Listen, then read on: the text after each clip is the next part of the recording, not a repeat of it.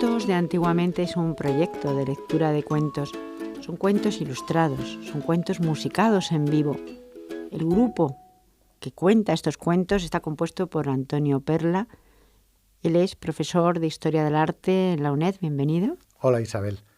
También con nosotros Javier Olivares. Javier Olivares es ilustrador, dibujante de cómic.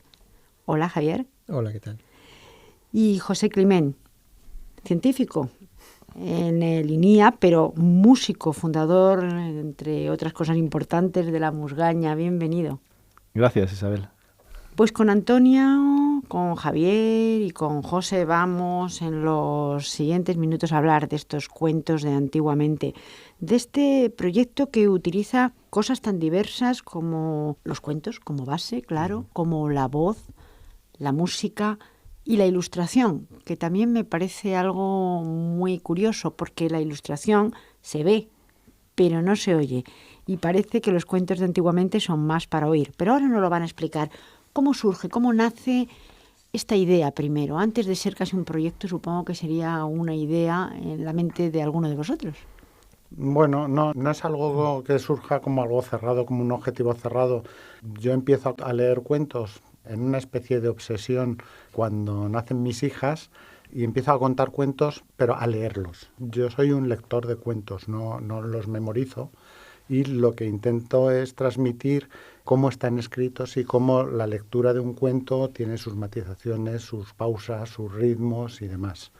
Empiezo a contar cuentos y conozco a Javier, decidimos empezar a contarlos y a ilustrarlos. Javier, está claro que en el caso de Antonio, empieza porque tiene a sus hijas, hay que contarle cuentos a los niños, pero luego ve en este contar cuentos algo que se puede proyectar más allá y también a más gente. Por otro lado, el leer los cuentos no solamente es leer, es saberlos leer y darles a los personajes su voz.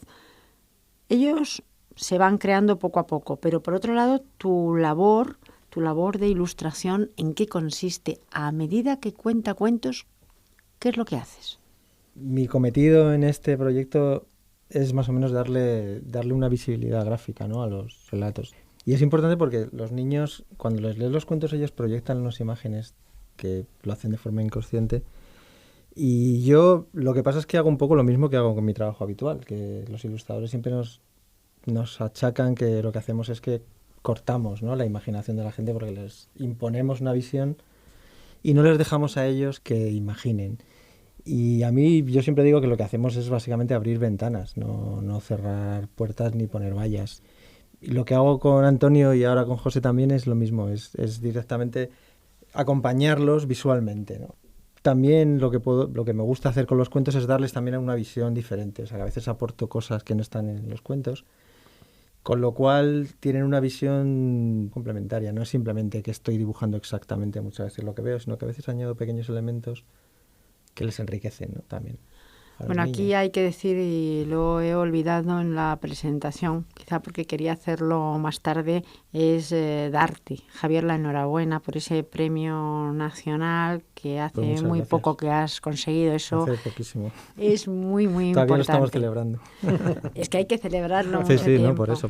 Cuando dibujas, por un lado, lo que dibujas, lo que ven aquellos que están allí presentes, porque luego diremos que todo esto también se hace para enseñar y para mostrar, y que así lo hacéis. Yo supongo que tenéis a los oyentes y a los videntes, porque de alguna manera están viendo también a dos mundos.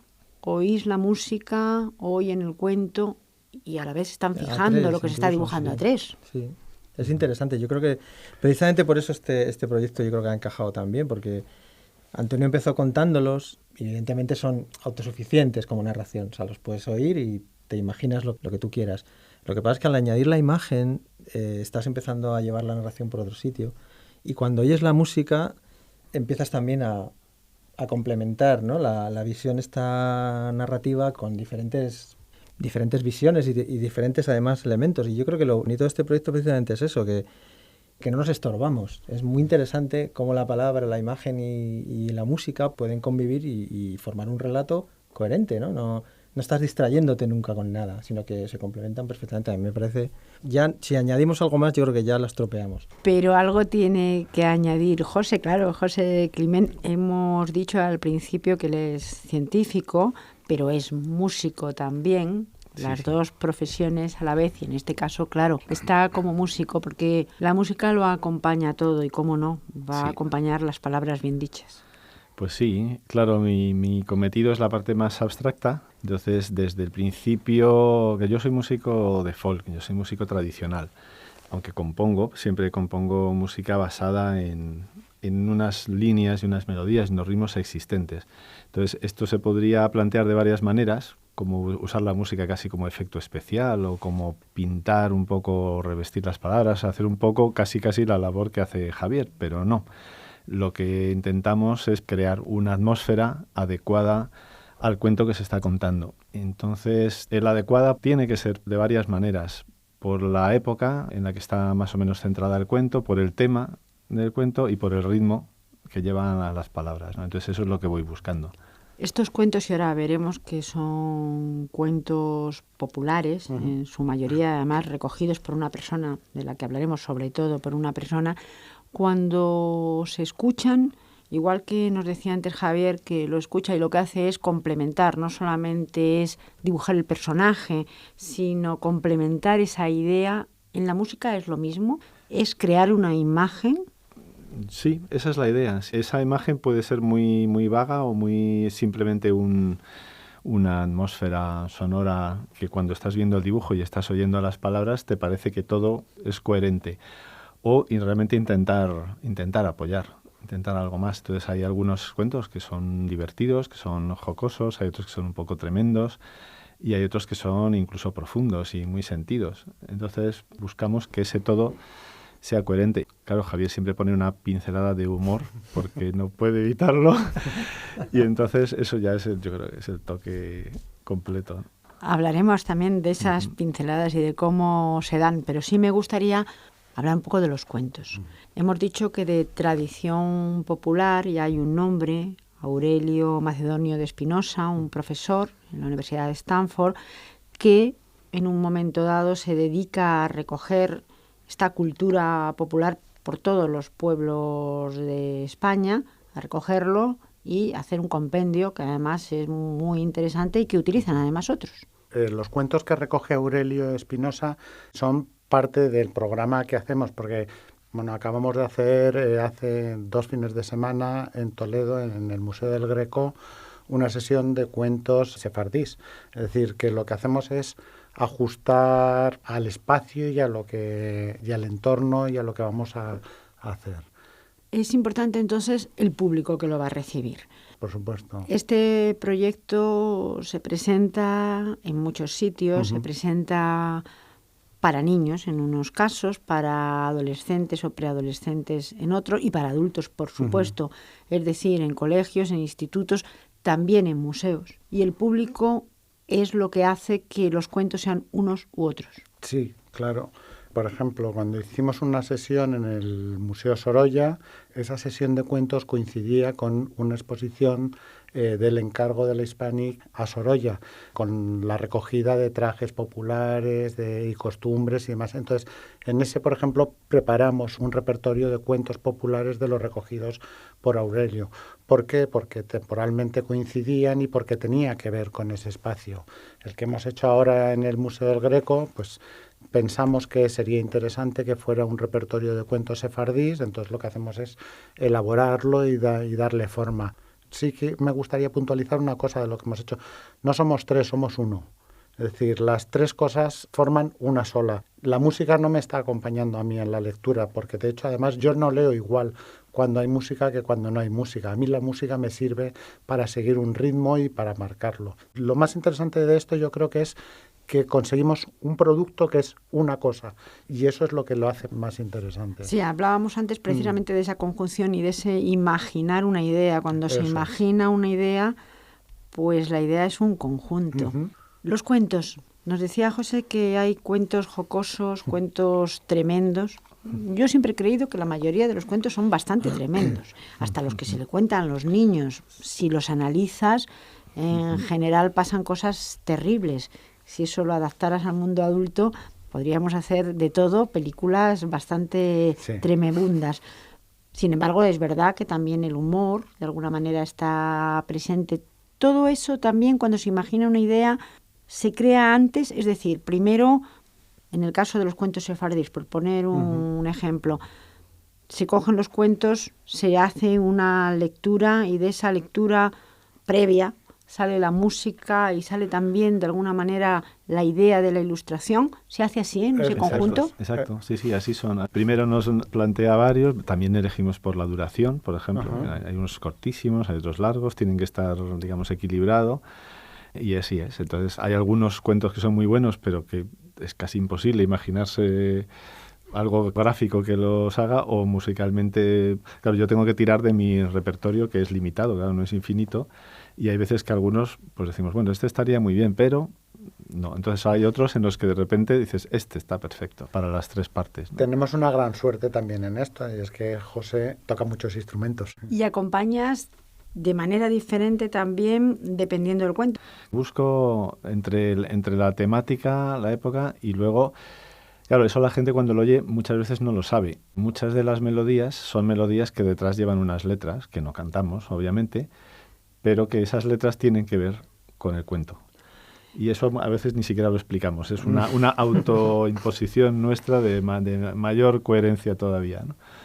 Tiene también que ver la respuesta, porque, por comentarlo, Javier, dependiendo del público, dependiendo de la edad, dependiendo del lugar, también vosotros adaptáis ese espectáculo, porque vamos a decir que también es un espectáculo, claro, y lo adaptáis a ese público que os va a ver no solamente antes, sino un poco también sobre la marcha, dependiendo de la respuesta.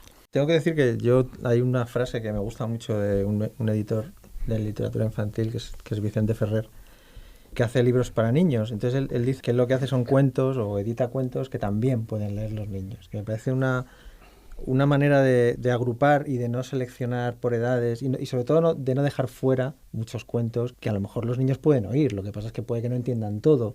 Entonces nosotros también trabajamos con esa plantilla. Exactamente, muchas de las veces que vamos a actuar y hay niños, el público se mezcla. Es muy difícil que solo haya niños, que solo haya adultos. Luego hay adultos que a lo mejor son de una edad, otros de otra. Entonces muchas veces tenemos público muy variopinto, entonces intentamos abrir mucho el espectro. Y durante las representaciones muchas veces llevamos cuentos en la recámara, por si de pronto decimos, uy, les ha gustado mucho, contamos dos más, ¿no? Otras veces, según el público, a veces decidimos, bueno, este no lo vamos a contar porque hay demasiados niños, o este es muy complicado de entender. Entonces, bueno, pues a veces pasa que el público no te acompaña en el repertorio y se queda fuera, pero bueno, tampoco pasa nada, ¿no? Es importante también el lenguaje. Estamos hablando de cuentos populares que a veces utilizan un lenguaje no tan sencillo, y sobre todo en un momento en el que el lenguaje se va perdiendo cada vez más. Sí, es una cosa que lo hemos hablado muy a menudo, y a veces también entre versiones, ¿verdad, Antonio? Sí. Del mismo cuento, que decimos, esta no la van a entender. O sea, es muy bonita, es muy interesante esta verdad, pero esta no la van a entender. A veces tenemos que bajar también un poco el listón sin perder esa riqueza de vocabulario, y además eso efectivamente muchas veces también limita el público. ¿Y el trasfondo es medieval en general?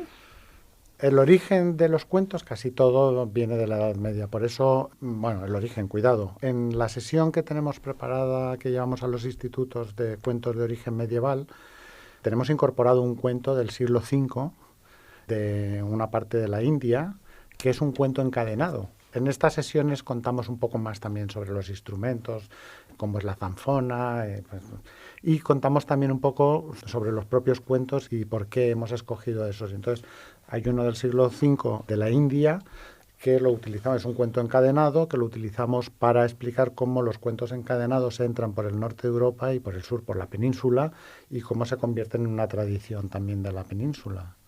A mí me gustaría acabar, claro, con un cuento y que me presentarais ese cuento que vamos a escuchar. Hay que decir, porque así me lo ha dicho Javier, que mientras que José va a tocar, Pues Antonio va a leer el cuento, por supuesto, Javier va a ilustrar. Así que aquí lo vamos a hacer todo. Yo me gustaría ser esa cuarta pata que os ha acompañado a lo largo del programa. Preséntanos, por favor, ese cuento. Vamos a leer el cuento de la asadura del muerto, que es un cuento popular que recogió Aurelio Macedonio de Espinosa.